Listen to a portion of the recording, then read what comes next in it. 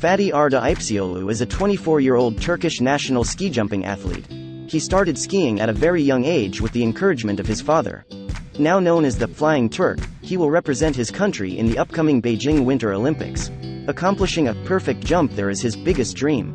Şimdi yapılacak olan kış olimpiyatlarına gittiğim için gururlu ve mutluyum. Ufak detaylarla işte çok büyük hatalar da yapabiliyorsunuz. İşte metreleri kaçırıyorsunuz. Ufak tefek detayları düzelterek de çok iyi bir atlayış da gerçekleştirebiliyorsun. Kayaklı atlama ailesi yeni ülkelere, yeni sporculara çok açık bir aile. Spor büyüdükçe ve paylaştıkça güzelleşir.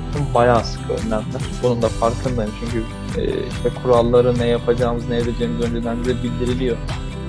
Bu konuda da takdir ediyorum aslında. Gerçekten çok sıkı bir yöntem ve çok doğru bir yöntem. Beijing 2022, we are coming together for a shared future.